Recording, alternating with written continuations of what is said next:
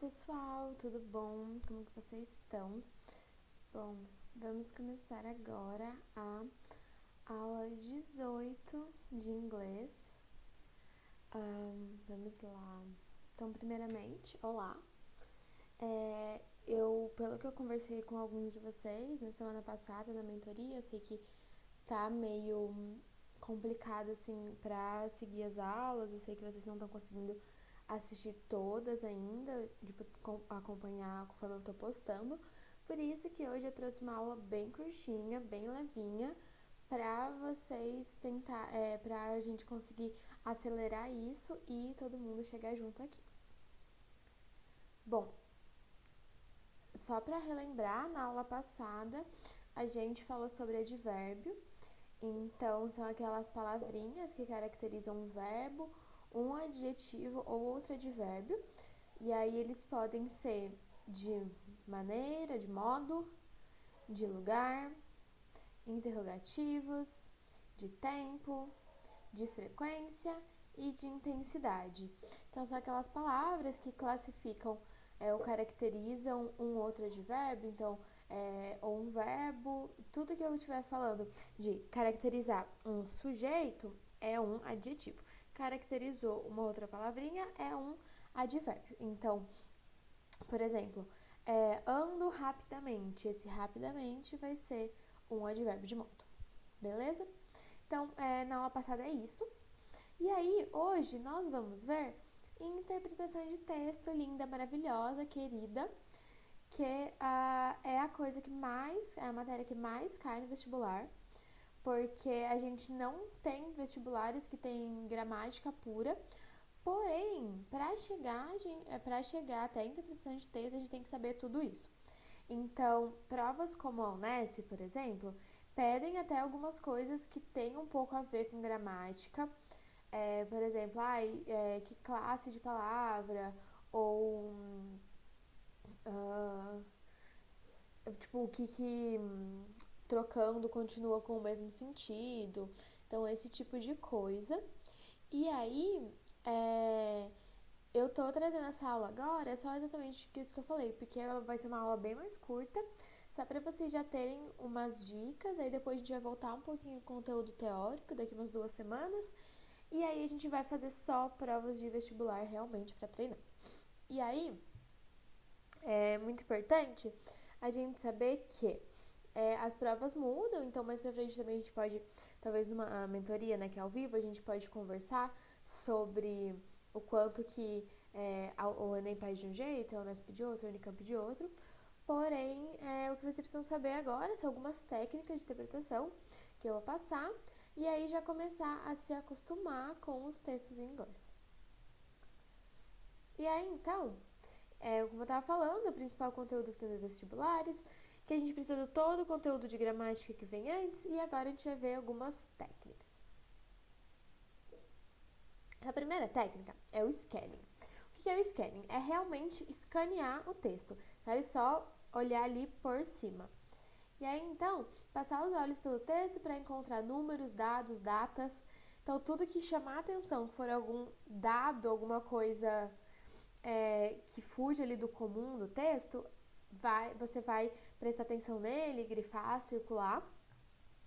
E porque eles já podem ser as respostas da questão. Então, por exemplo, se no texto fala assim, em tal ano aconteceu isso e aquilo. E aí a pergunta pode ser em qual ano, em qual década, qual a data, sabe?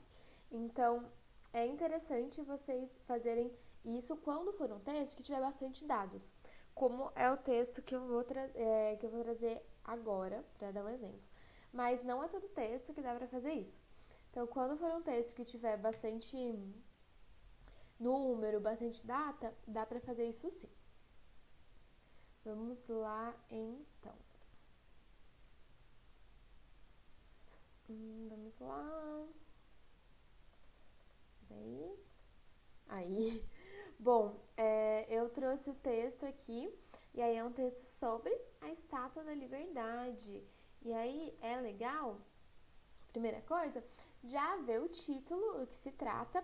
E aí quando você estiver, aqui não tem, mas quando você estiver fazendo uma prova de vestibular, vai ter a fonte também.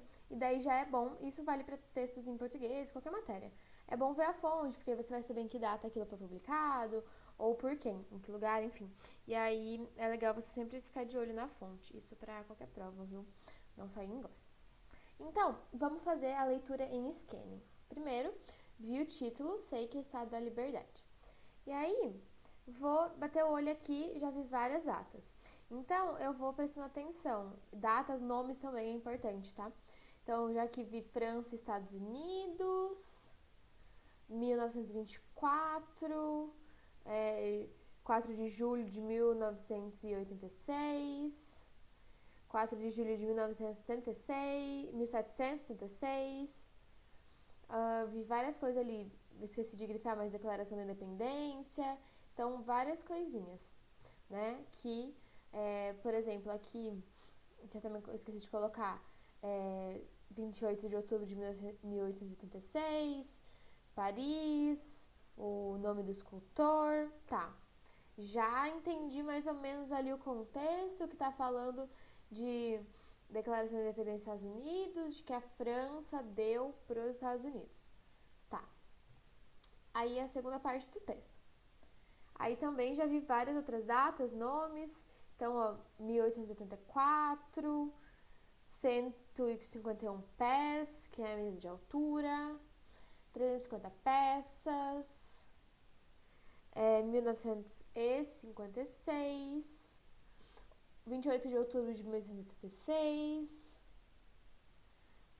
presidente Grover Cleveland, então o nome da pessoa, New York Harbor, que é o porto de Nova York, 4 de julho de 1986, então vários dados aqui. E aí, com isso, pode ser que pergunte, por exemplo, o nome do presidente numa questão, ou que pergunte a altura em quantas peças foi dividida para levar aos Estados Unidos. Então, são dados que às vezes vão te ajudar a responder de algumas questões. E aí pode ser que depois você já vai ter uma visão geral do texto, você consegue responder também alguma coisa que seja mais de interpretação mesmo. Então, essa foi a primeira técnica. Agora, a segunda é o skimming. Então, tem o scanning e o skimming. O scanning é aquela técnica, então, de passar os olhos pelo texto. Agora, o skimming vai ser, a gente vai ler o primeiro e o último parágrafo e todas as primeiras frases dos outros. Por quê? Porque a gente vai entender o contexto do texto como um todo. Então, a ideia aqui não é você entender exatamente o que cada um fala, mas sim entender o contexto como um todo, como que começa, como que termina e aí o que está acontecendo mais ou menos. Beleza? Então, eu vou pegar o mesmo texto e a gente vai fazer essa outra técnica. E aí você pode combinar as duas também. Fez o scanning, deu uma olhadinha nas datas, viu se ali se já tem alguma questão que pede alguma delas, depois volta para fazer o skimming, talvez para ter uma interpretação um pouco mais profunda. E aí, lembrando que, grande ponto de atenção aqui, no Enem, principalmente, você tem pouquíssimo tempo para ler cada texto, né, que é um texto por questão. E aí você tem que fazer isso assim muito, muito rapidinho, mas aí a maioria dos textos são curtos e isso também facilita bastante. Aí, boa. Então eu vou ler aí o primeiro parágrafo, aí eu vou ler traduzindo aqui com vocês. Então, ó. One of the most famous monuments in the world, the Statue of Liberty, was a gift of friendship from the people of France to the United States on the centenary of American independence. Então, um dos monumentos mais famosos do mundo, a Estátua da Liberdade, foi um presente de amizade do povo da França para os Estados Unidos, pelo centenário da independência americana.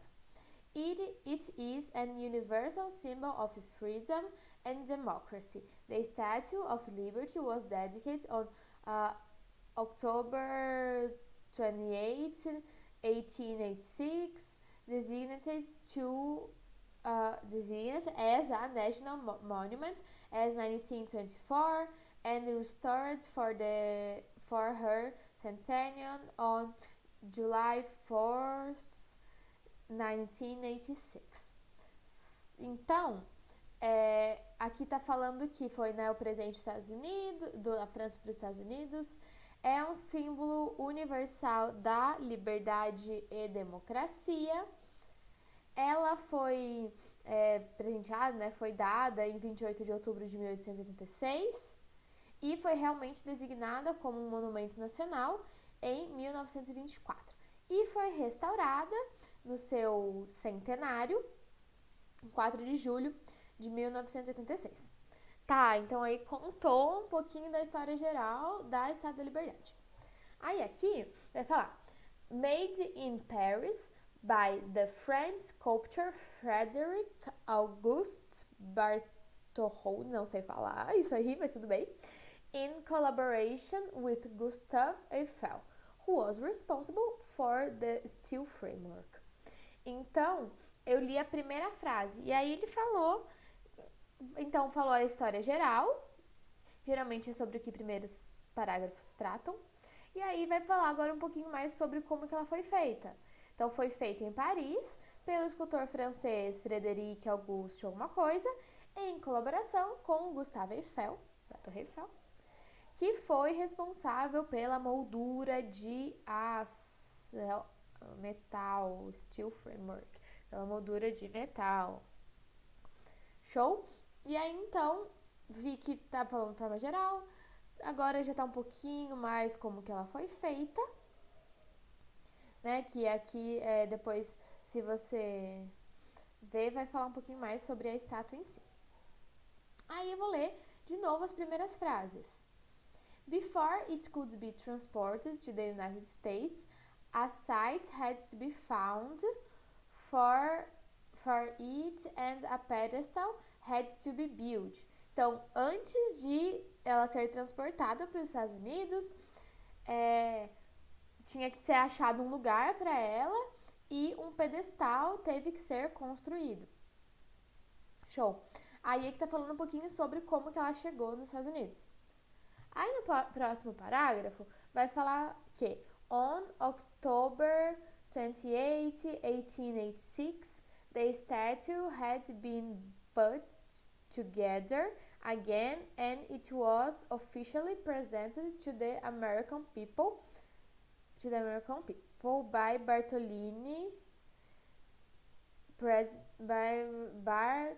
Bartholdi, president. Aqui. Acabou aqui, aqui tem um ponto. Aí, então, que em 28 de outubro de 1886, a estátua ela foi construída, tipo, se juntou de novo, porque aqui ela fala, né, que ela foi transportada em 360 peças.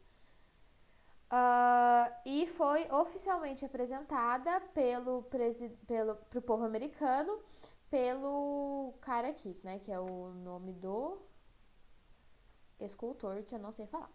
Bartholdi, não sei, é isso. Show.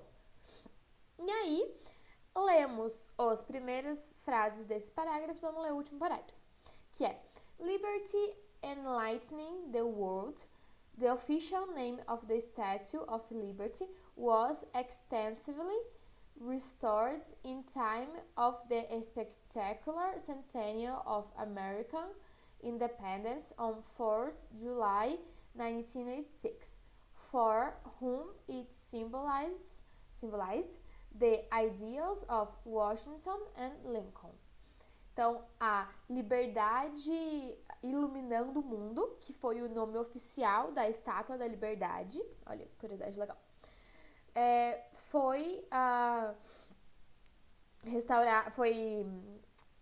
restaurada completamente a tempo do espetacular centenário da independência americana em 4 de julho de 1986. Para quem, né, que simbolizava, para as pessoas que simbolizavam os ideais de Washington e Lincoln, né, que foram lá os presidentes, não sei direito se era dos Estados Unidos, não. E aí, it was continued to inspire people across the world. E depois disso, continuou a inspirar pessoas ao redor do mundo. Então, aqui demorei um pouco mais, porque estou traduzindo e lendo em voz alta, mas vocês não, depois eu vou falar melhor disso, mas vocês não precisam saber exatamente qual, tipo, o que significa cada palavra, sabe? Então, por exemplo, sei lá, por exemplo, inspire. Ai, não sei o que significa inspire. Tá tudo bem. Não vai, você não saber algumas palavras não vai prejudicar a leitura do texto como um todo.